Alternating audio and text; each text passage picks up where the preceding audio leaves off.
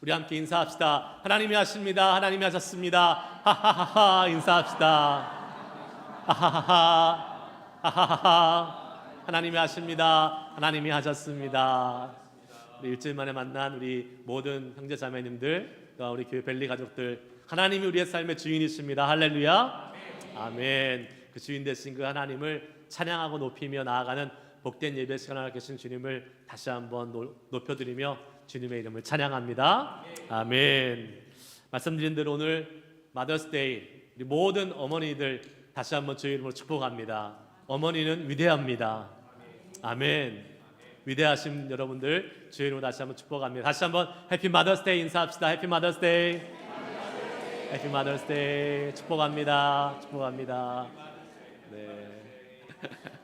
주님 안에서 자녀들을 키우고 또 자녀들을 낳으시고 애쓰시는 우리 어머니들 다시 한번 주의 이름으로 축복하는데 계속해서 건강하시고 장수하시고 하나님의 복을 많이 누려가시기를 주의 이름으로 축복합니다. 거기에 덧붙여서 꼽살이 껴서 우리 아버님들도 건강하시길 축복합니다. 아멘. 올해는 6월 셋째 주일날 꼭 아버지 날 기억하고 더 많이 축복해 드리도록 하겠습니다.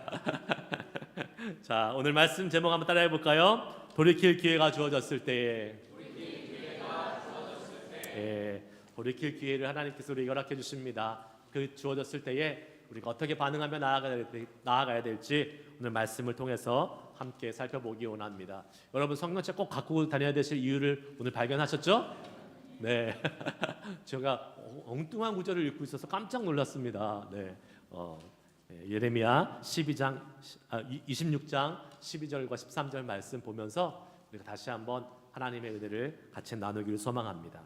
여러분, 하나님의 말씀이 우리 가운데 전해지고 또 듣게 될 때에 두 가지 반응이 나타나는 것을 보게 됩니다. 첫 번째는요, 그 말씀에 수긍하는 것입니다. 아, 그렇지, 하나님 말씀 맞지 하고 수긍하며 나아가는 것입니다. 언제 그럴까요? 우리가 생각하고 우리가 이해한 대로 하나님의 말씀이 쫙 우리 속에 와닿는 것입니다. 아, 그래, 우리를 격려하는 말, 축복하는 말, 또 우리가 감사가 터져나오는 말씀, 이러한 말씀들에 이렇게 전해질 때에 우리는 적극적으로 그 말씀에 반응하며 그 말씀을 인정하게 되지요. 그런데 또 다른 반응이 있습니다. 그것은 우리의 마음이 하나님의 말씀과 충돌될 때가 있습니다. 그때는 어떻게 반응할까요? 아, 말씀 듣기 싫고 그 말씀 인정하기 쉽지 않습니다. 특별히 지금까지 내가 살아왔던 삶의 방식과 그 삶의 그러한 여러 가지 그러한 방향성과 하나님의 말씀이 맞지 않는 것처럼 느껴질 때에, 내가 살아왔던 길이 하나님의 길이 아니라고 우리의 죄를 지적하면서 다시 원점부터 새롭게 출발하라고 말씀이 요구할 때에 우리는 말씀과 우리의 마음이 충돌하는 그러한 위기가 발생하는 것을 느끼게 됩니다.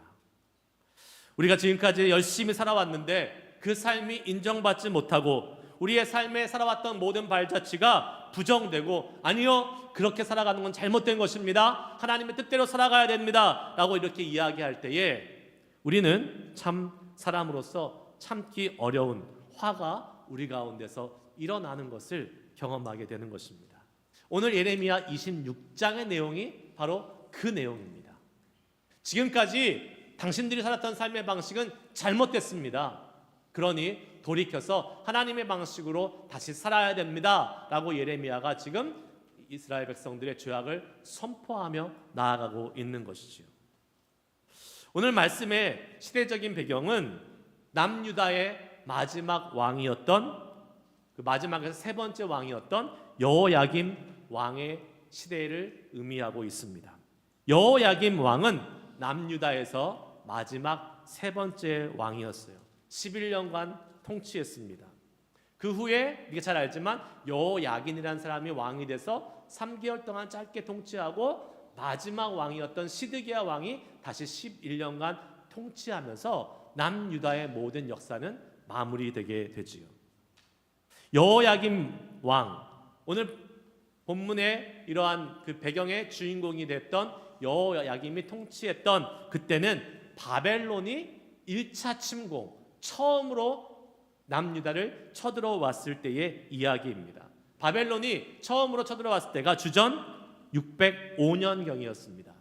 그리고 여호야김이 왕위에 오른 시기가 주전 609년이었으니까 아마 오늘 말씀에 선포되어 있던 것은 이 609년과 605년 사이에 주전 609년과 605년 사이에서 일어났던 말씀이다라고 우리가 생각해 볼 수 있을 것입니다. 자, 오늘 1절 말씀을 한번 읽어볼까요?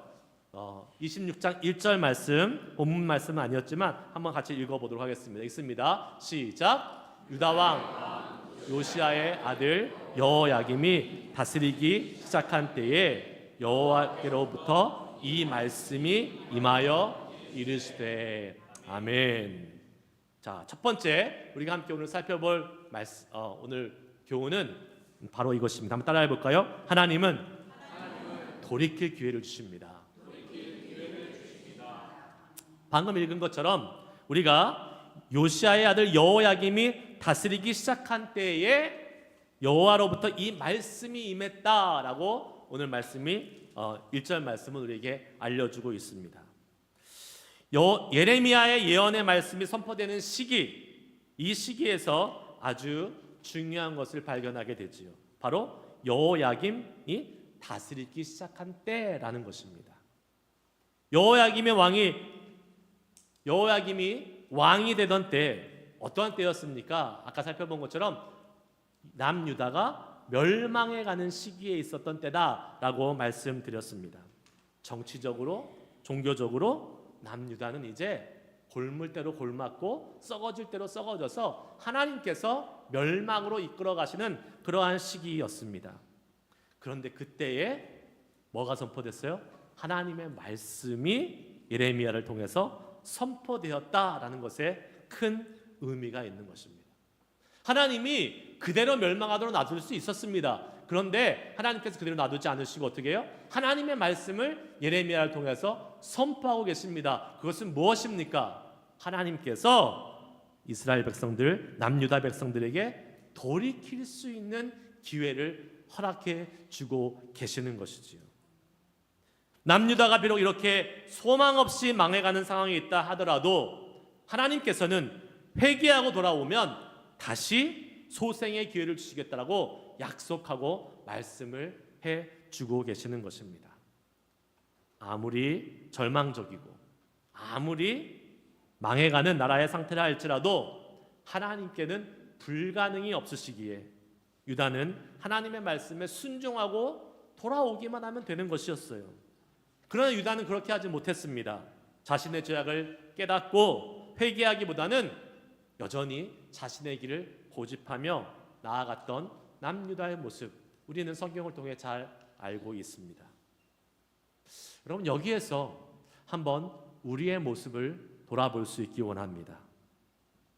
때로는 여러분, 하나님께서 잘못된 길로 나아가는 우리를 사랑하셔서 징계의 회초리를 드실 때가 있습니다.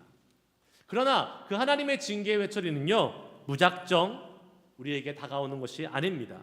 하나님은 반드시 우리를 징계하고 징계의 심판을 하시기 전에 우리에게 돌이키실 수 있는 기회를 먼저 주십니다. 아멘이십니까?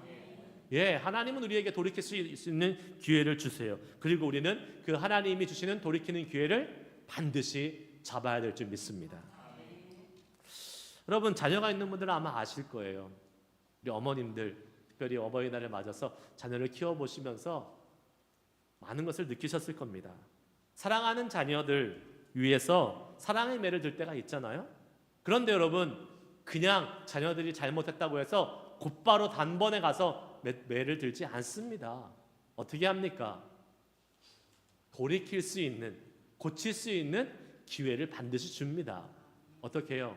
경고하죠. 입으로 먼저 경고합니다. 야, 너 한 번만 더 그러면 그때는 진짜 혼난다, 그때는 진짜 매 맞는다 라고 이야기합니다. 한 번 잘못했다고 매들고 쫓아가서 때리는 부모 없습니다. 그렇게 하지 마라, 다음에 이렇게 하면 혼날 거야 라고 먼저 경고하지요. 그때 자녀들이 돌이키면 어떻게 돼요? 매 맞지 않는 겁니다. 그런데 그런 자녀들이 있다 없다? 거의 없는 것 같아요. 예, 그런 자녀들 많지 않은 것 같아요. 자녀들은 길을 쓰고 그 고쳐야 할 행동을 고치지 않고 반복하는 것을 많이 보게 되죠. 그래서 결국은 어떻게 합니까? 매를 맞게 되죠. 회초리 들게 되는 것입니다. 여러분, 하나님도 마찬가지 않으실까요? 우리를 사랑하셔서 우리가 잘못된 길로 갈 때에 그것을 돌이키시게 하기 위해서 우리에게 징계의 회초리 반드시 드실 때가 있습니다. 그러나 하나님은요, 부모님과 마찬가지로 자식에게 회초리 들고 곧바로 달려가지 않습니다. 어떻게 하십니까? 우리가 돌이킬 수 있도록, 깨달을 수 있도록 말씀을 통해서 우리에게 돌이킬 기회를 허락해 주시는 좋은 분이심을 믿으시길 축복합니다. 하나님 우리에게 원하시는 모습이 어떤 모습일까요? 매 맞고 정신 차리기를 원하실까요? 아니면 매 맞기 전에 경고의 말씀을 듣고 돌이키기 원하실까요? 매 맞기 전에 돌이키기 원하시는 것입니다. 그 주님의 경고의 메시지를 듣고 그의 올바로 반응할 수 있는 우리 모두가 될 수 있기를 주의 이름으로 축복합니다. 한 분도 주님의 이 매 맞지 않고 경고의 말씀에 돌이킬 수 있는 기회를 잡고 주님 앞으로 돌아가서 심판받지 않고 하나님께 다시 돌아갈 수 있는 우리 모두가 될 수 있기를 주의 이름으로 축복합니다. 두 번째 살펴볼 두 번째 교훈은 따라해 봅시다. 이중적인 신앙 모습에서 돌이켜야 합니다. 네. 예레미야가 오늘 본문에서 예언하고 있는 장소가 있습니다. 어딘지 아십니까? 바로 성전의 뜰이었습니다. 성전 뜰에서 예언의 말씀을 전한 이유는 바로 성전에 대한 예언의 말씀을 하기 위해서였습니다. 예레미야 26장 6절 말씀을 한번 읽어볼까요? 한번 읽어보겠습니다. 같이 시작. 내가 이 성전을 실로와 같이 되게 하고 이 성을 세계 모든 민족의 저주거리가 되게 하리라 하셨느니라. 아멘. 여러분, 성전이, 예루살렘 성전이 실로와 같이 되게 할 것이다 라고 하나님이 말씀하고 계십니다. 무슨 말씀이에요? 실로는 어떤 곳이었습니까? 실로는 성막이 있었던, 언약궤가 있었던 곳이에요. 언약궤가 있었던 곳. 이 예언은요, 바로 예루살렘 성전이 무너지고 황폐화된다라는 것을 말씀해주고 있는 이야기인 것입니다. 이스라엘 역사에서 실로는 어떤 곳이었어요? 실로는 언약궤가 있었던 곳인데, 여러분 그 실로에서 언약궤를 어떻게 됩니까? 빼앗기고 맙니다. 예, 잘 알듯이 블레셋과의 전쟁에서 언약궤를 빼앗기고 말지요.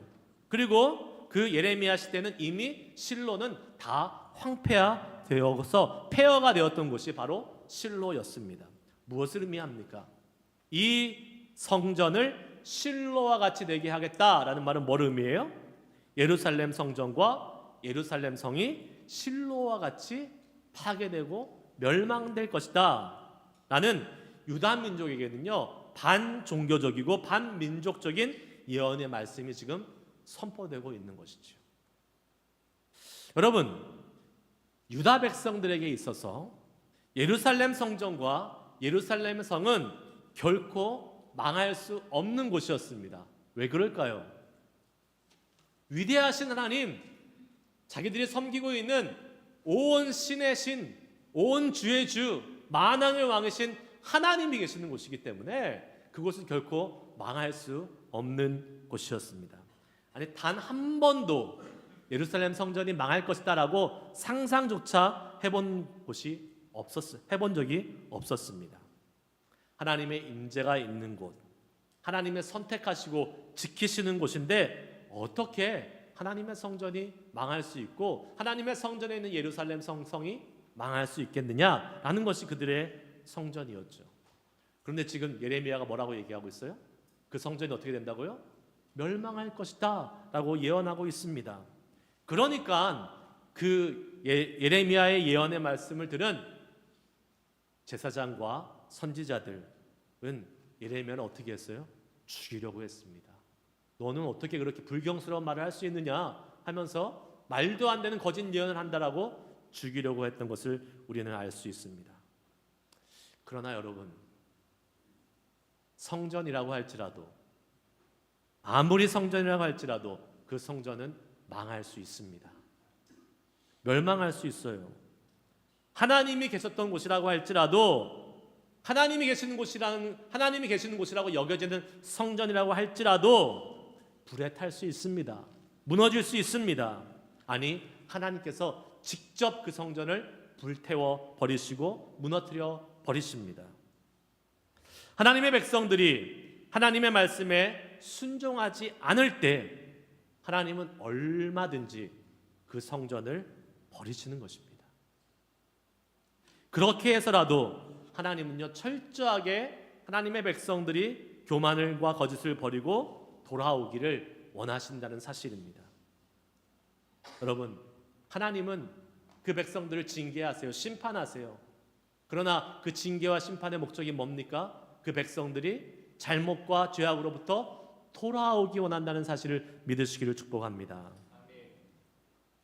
그러나 하나님께서 이런 말씀을 예레미야에게 예언하라고 하신 이유가 있습니다. 무엇일까요? 그것은 당시 유다 사람들이 가지고 있었던 신앙적인 이중성을 지적하고 회개하고 거기서부터 돌아오게 만들기 위해서였습니다. 예레미야 시절에 남유다 백성들은 여전히 성전에서 제사를 지냈습니다.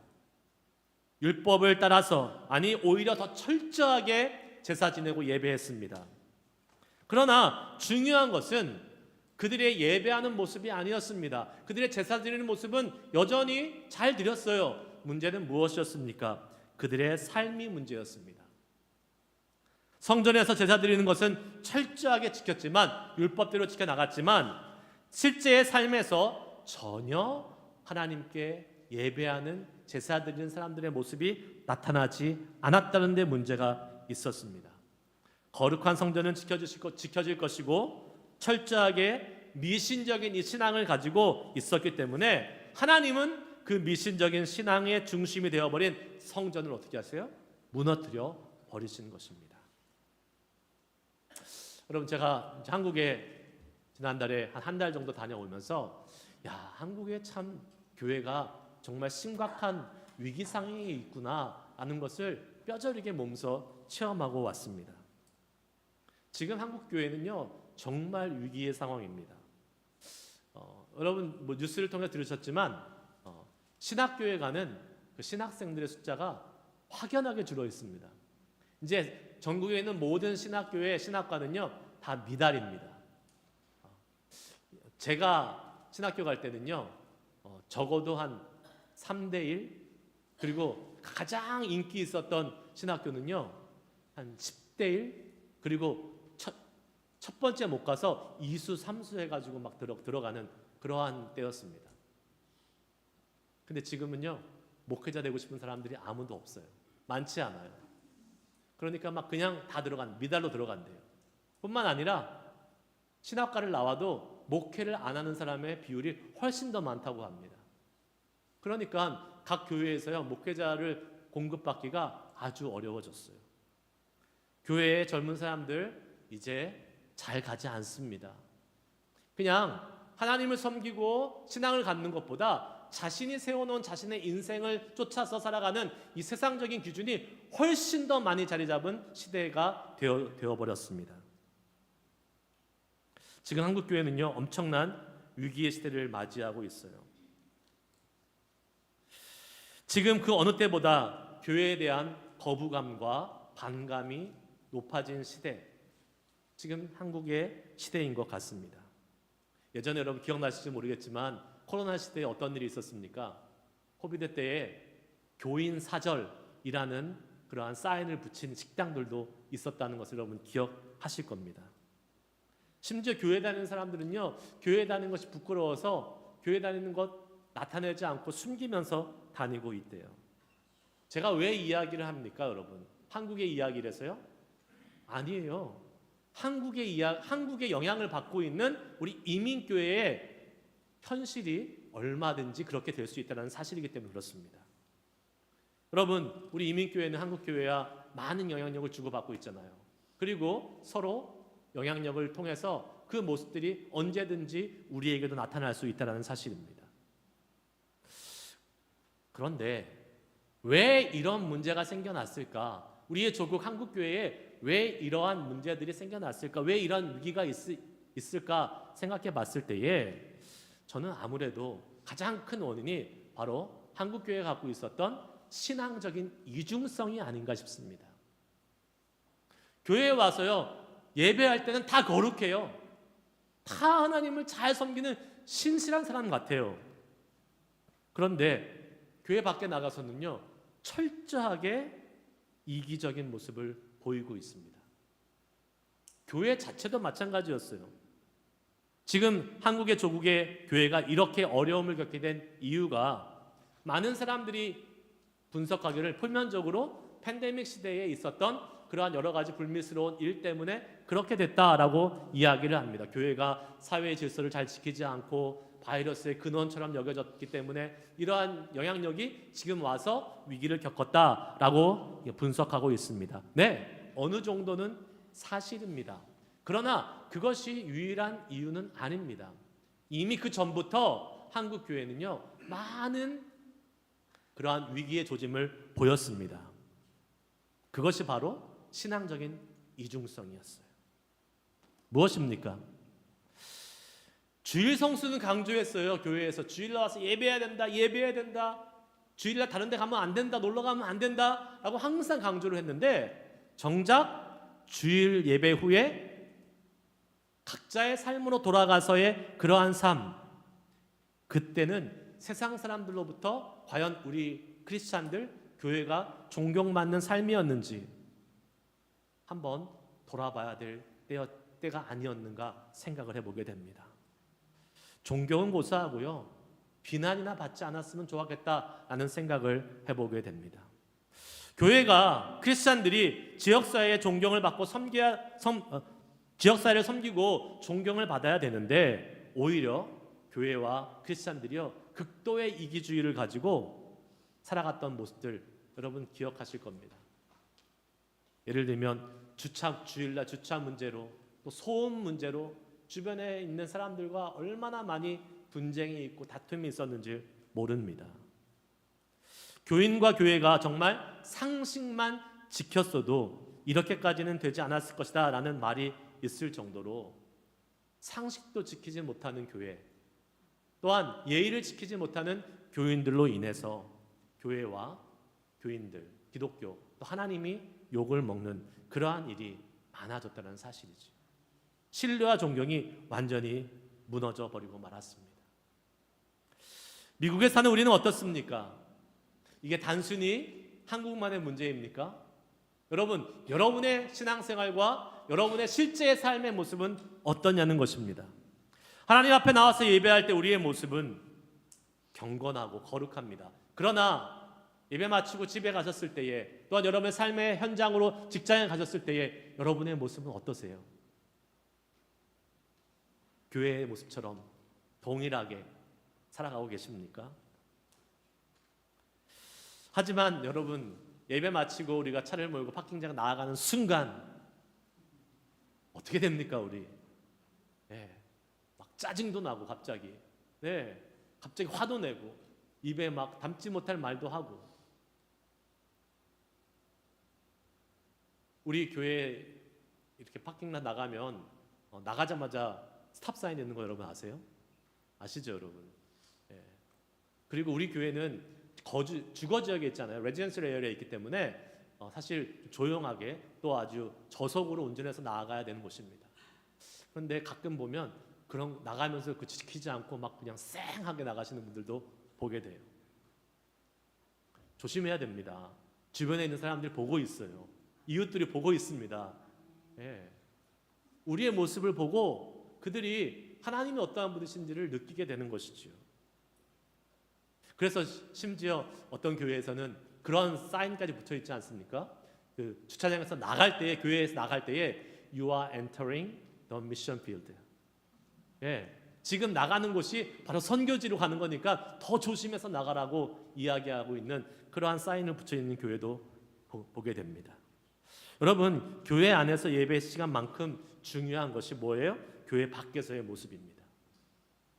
설령 예배 시간을 꾸역꾸역 잘 지킨다 하더라도 우리의 삶이 제대로 말씀대로 사는 삶이 아니라면 오늘 우리의 모습은 본문 말씀에서 경고의 말씀을 듣고 있는 유다 사람들, 하나님으로부터 멸망의 예언을 듣는 사람들과 별 다를 바가 없다는 사실을 깨달을 수 있어야 될 줄 믿습니다.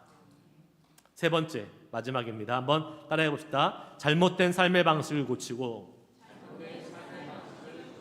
하나님을 청종해야 합니다.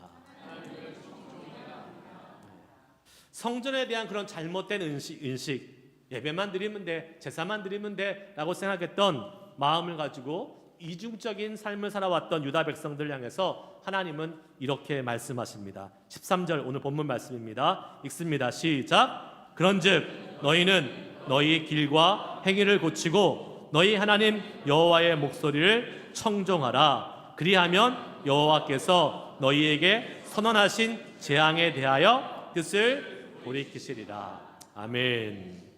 하나님께서 유다의 재앙을 내리시키겠다고 하신 뜻을 어떻게 해요?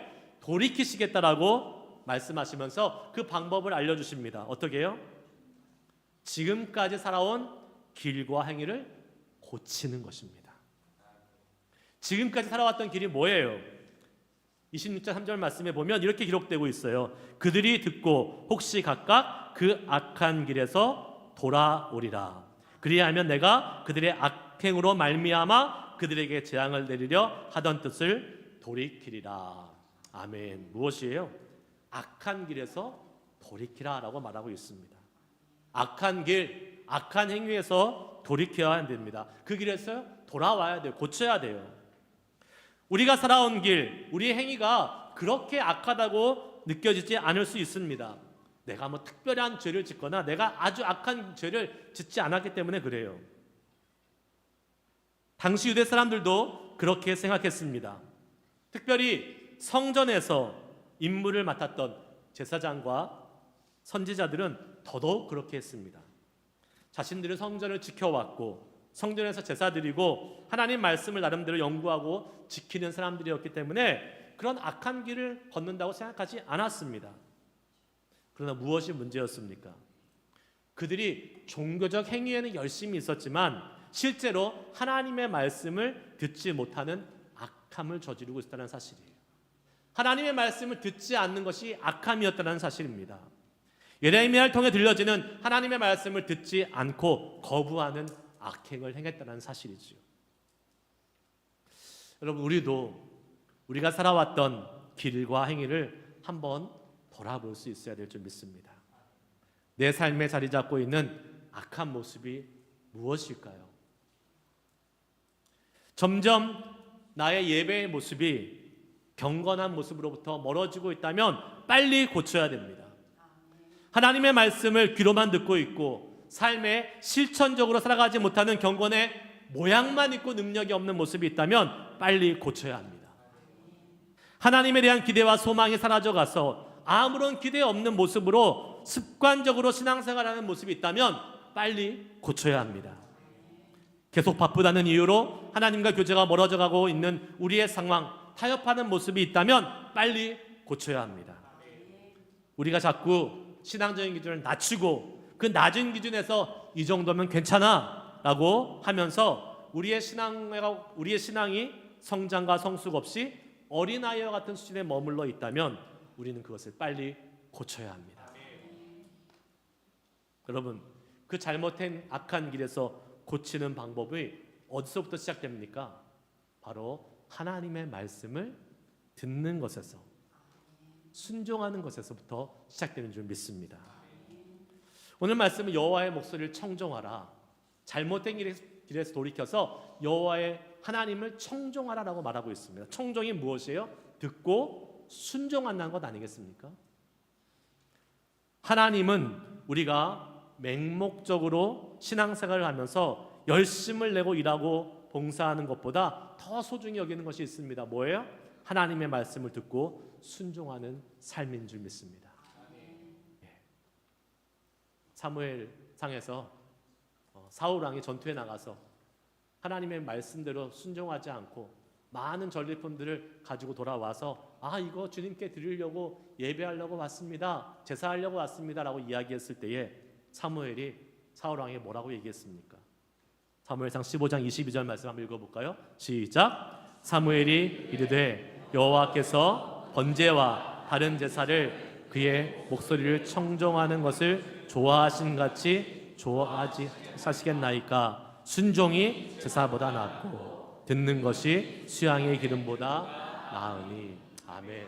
뭐라고 이렇게 해요? 순종이 제사보다 낫고 듣는 것이 수양의 기름보다 낫다. 제사 핑계대지 말고, 수양의 기름 핑계대지 말고 순종하고 하나님 말씀을 듣기에 힘쓰라고 지금 하나님께 사무엘이 사울에게 경고하고 있는 것이죠. 여러분, 주의 말씀을 들으시길 축복합니다. 주의 말씀을 듣기에 힘쓰시길 축복합니다. 네, 말씀 마치겠습니다. 여러분, 우리는 마르다와 마리아의 이야기 잘 알고 있습니다. 예루살렘을 올라가시던 예수님께서 나사로의 집에 들어갔을 때에 마리아와 마리다의 상반된 모습을 우리는 보게 됩니다. 마르다는 어떻게 했어요?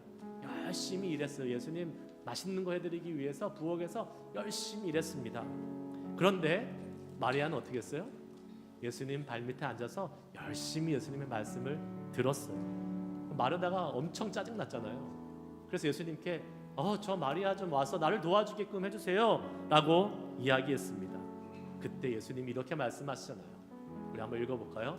누가복음 10장 41절 42절 있습니다. 시작. 주께서 대답하여 이르시되 마르다야 마르다야, 내가 많은 일로 염려하고 근심하나 몇 가지만 하든지 혹은 한 가지만이라도 족하니라. 마리아는 이 좋은 편을 택하였으니 빼앗기지 아니하리라 하시니라. 아멘. 마리아가 했던 게 뭐였어요? 예수님 앞에 앉아서 예수님의 말씀을 듣는 것이었어요. 청종하는 것이었어요. 예수님이 중요하게 여긴 것은 음식이 아니라 하나님의 말씀을 듣고 믿음을 갖는 것이었습니다. 그래서 마리아에게 좋은 것을 택했다라고 인정해 주셨던 것이죠. 말씀 듣는 것을, 그리고 말씀 듣는 것대로 순종하며 사는 것, 그것이야말로 하나님이 가장 기뻐하시는 것을 믿으시길 축복합니다. 우리가 하나님의 말씀을 듣는 가장 기본적인 방법이 무엇일까요? 하나님이 짠하고 나타나서 우리에게 계시해 주십니까? 아니에요. 하나님의 말씀인 성경으로 돌아가는 것입니다. 매일매일 성경을 읽어가면 하나님의 말씀을 듣는 거예요. 그리고 우리가 그 말씀을 들을 때에 하나님은 우리에게 돌이킬 수 있는 기회를 허락해 주시는 것입니다. 매일매일 그 하나님의 말씀을 듣고 그 말씀대로 살려고 노력해 보시길 바랍니다. 주님은 이번 한 주도 우리에게 돌이킬 기회를 말씀을 통해 주실 것입니다. 그때 그 말씀을 듣고 순종해 보십시오. 그럴 때 우리의 삶에 하나님의 심판과 재앙이 거두어지는 놀라운 은혜가 임할 것입니다. 오히려 말씀에 순종하는 사람을 하나님은 기뻐하시고 심판이 아닌 재앙이 아닌 하나님의 놀라운 복으로 우리에게 함께해 주실 것을 믿습니다. 그 은혜가 이번 한 주를 살아가신 여러분의 삶에 충만하시길 주의 이름으로 축복합니다. 아멘. 우리 함께 이 시간 찬양하시고 오늘 말씀에 반응하며 기도하는 시간 갖도록 하겠습니다. 주께 가오니 날 새롭게 하시고 이 찬양 1절 부르시고, 하나님 우리가 주님께 돌이키며 다시 한번 나아가겠습니다. 돌아오라고 말씀하시는 하나님의 말씀에 순종하여 주 앞에 나아가오니 주여 저희들을 새롭게 하여 주시옵소서. 그리고 우리가 하나님의 말씀에 온전히 순종하는 자로 살아갈 수 있도록 역사하여 주시옵소서. 함께 찬양하고 기도하도록 하겠습니다. 주께 가오니